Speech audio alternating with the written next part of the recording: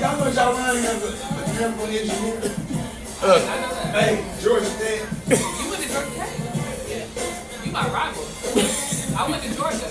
Oh, for real, UGA? Yeah. The dude went to school to be a mechanical engineer. I studied civil.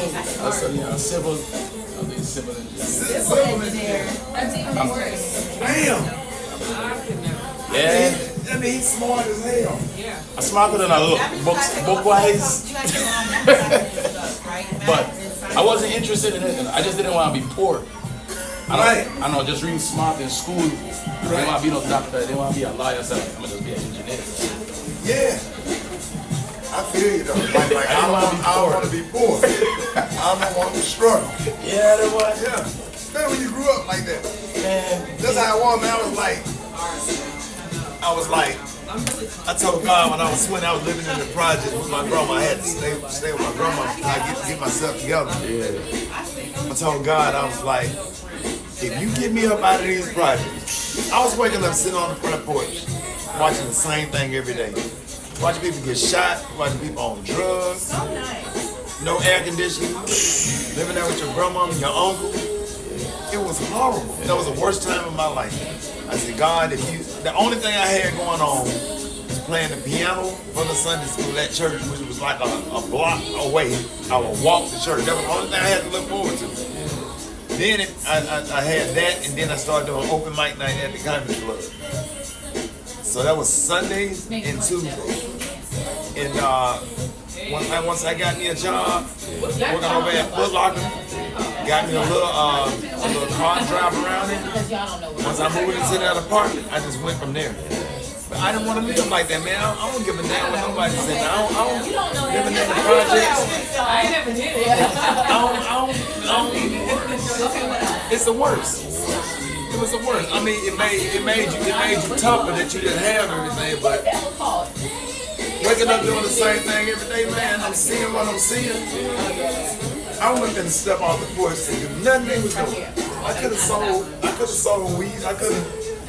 Man, my grandma was like, just trust God. Stay close to God. She said, don't leave off this porch. I didn't leave off the porch. I would go next door and talk to this old lady, Miss Sally. But I would leave off that porch, man. I would sit there every day until something came, man. I didn't have nothing. I didn't have no money. Rickey Smiley. I didn't have money to buy cold medicine one time. I had the flu. Maybe it was just bad, man. It was depressing. And I was like, God, just get me out of this. I promise you. Growing up gotta make you appreciate when you find the gate, though. Yeah. Make you walk hard too, make it up home. And when I tell you I grind, JahLion, I drove to Richmond, Virginia for $250. That was 12 hours. I cleared about $30. I spent all that money on gas and getting there. You know what I'm saying? I remember driving all over the country just for, even if I break even, just for the opportunity to be on somebody's stage. And back then it was like you were performing at an Applebee's in a corner with a mic. It wasn't really no comedy club. You know what I'm saying? Nobody knew I was. I couldn't get booked in no comedy club, man. It was something. Building.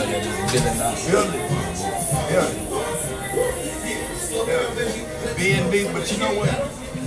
What came in the handy, man, was the discipline and instruction, because it was the discipline and instruction that kept me off the street, kept me not getting on drugs, not smoking, not drinking.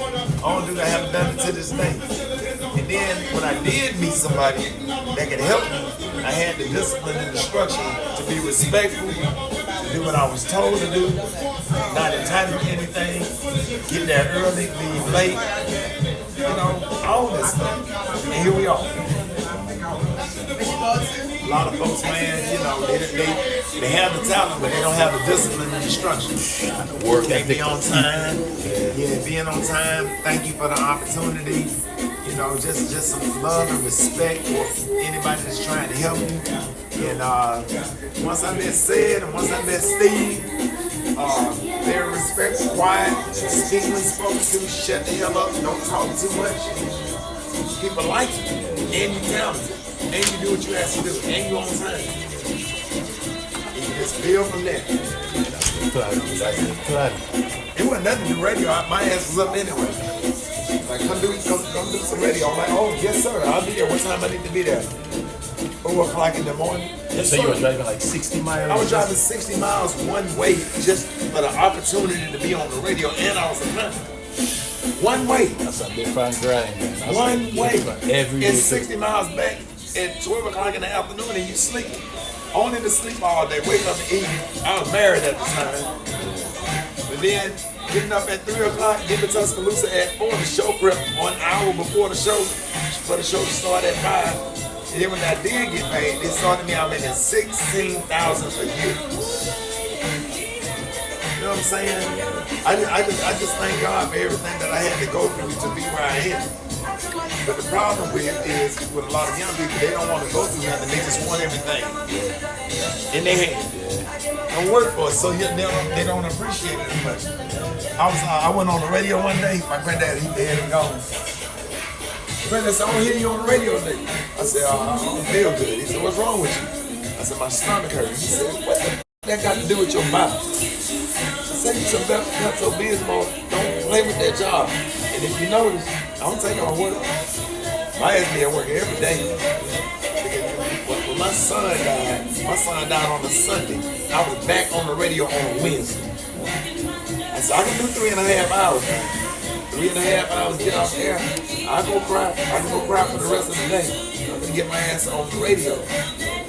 Cause they son died too. And they listen, they need you. Yeah. Much is given, much is required. Get your ass up, go do your job, bro.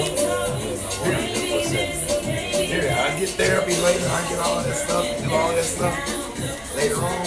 Much is given, much is required. Let's go. Cause it ain't about you. All the moms up in Chicago and Charlotte and St. Louis, son and daughter got killed.